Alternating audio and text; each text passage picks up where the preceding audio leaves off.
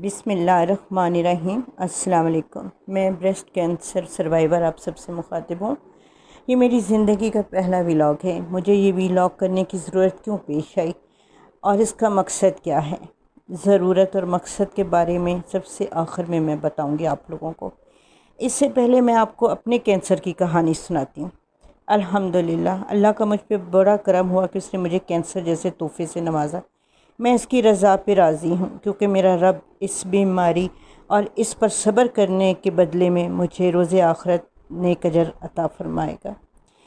یہ جون 2020 کا مہینہ تھا اور میں اپنی زندگی کے 60 سال پورے کر چکی تھی، جس میں ایم اے کرنے کے بعد 38 سال نوکری بھی کی، یعنی 38 ایئرز میں نے جاب بھی کی۔ سارا ملک بھی گھوم لیا۔ جاب ایسی تھی کہ سارے ڈسٹرکٹس میں جانا پڑتا تھا، صوبوں میں جانا پڑتا تھا،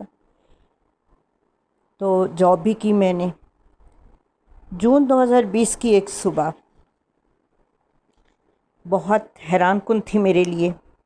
میں نے محسوس کیا اور دیکھا کہ میرے سینے میں کچھ تبدیلیاں آ چکی ہیں۔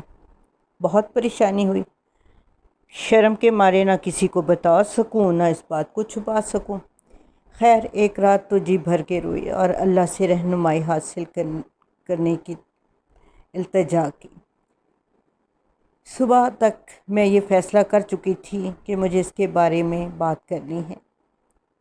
میری والدہ تو ہے نہیں، اب بات کس سے میں کروں؟ تو میں نے سوچا سب سے پہلے یہ بات میں اپنے بھانجے کو بتاتی ہوں، جو کہ میرا بیٹا بھی ہے۔ اس سے بات کی، وہ بھی پریشان۔ پھر اپنی چھوٹی بہن سے بات کی، وہ بھی پریشان۔ اور پھر سب نے مل کر اس مسئلے کا یہ حل نکالا کہ میرا بھانجا مجھے ہسپتال لے کر جائے گا۔ مگر کون سے ہسپتال، کون سی ڈاکٹر کے پاس، اس پہ بھی بہت سوچ بچار تھی، پریشانی تھی کہ کیا کیا جائے۔ خیر، میں نے اپنی کولیگ، اور وہ میری دوست بھی تھی، ڈاکٹر سے بات کی تو اس نے بتایا کہ گائنیکالوجسٹ کا کیس نہیں ہے، بلکہ یہ بریسٹ سرجن کا کیس ہے۔ اور اس نے ساتھ یہ مشورہ بھی دیا کہ میموگرام اور الٹرا ساؤنڈ کروا کے اس کی رپورٹ ساتھ لے جاؤں۔ اب یہ زمانہ تھا کووڈ کا، ہر طرف خوف اور پابندیاں۔ خیر، میرے بھانجے نے ایک ڈائگنوسٹک سینٹر کا پتہ کیا اور مجھے وہاں لے گیا۔ وہاں ان کا بہت اچھا انتظام تھا کووڈ سے بچاؤ کا۔ وہاں میموگرام اور الٹرا ساؤنڈ ہوا۔ زندگی میں پہلی دفعہ میں نے میموگرام کروایا تھا۔ الٹرا ساؤنڈ کے دوران ڈاکٹر نے مجھے بتایا کہ آپ کا مسئلہ بہت گھمبیر ہے اور حل طلب ہے، کسی اچھی ڈاکٹر سے رابطہ کریں۔ اب مسئلہ کسی اچھی ڈاکٹر کے ڈھونڈنے کا تھا، یعنی بریسٹ سرجن کا۔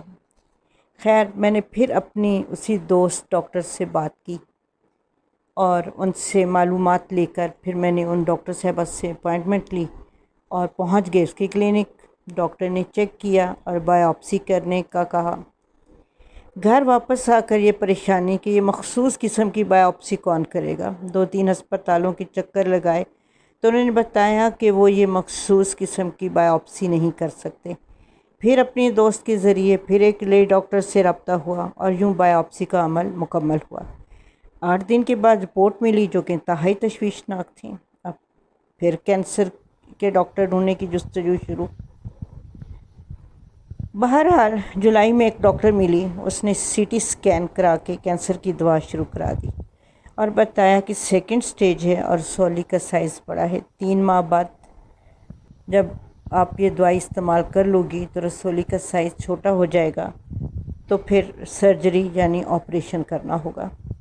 3 ماہ گزرنے کے بعد پھر آنکالوجسٹ سرجن جو کہ اسی ہسپتال میں بیٹھتا تھا، اس نے آپریشن کیا۔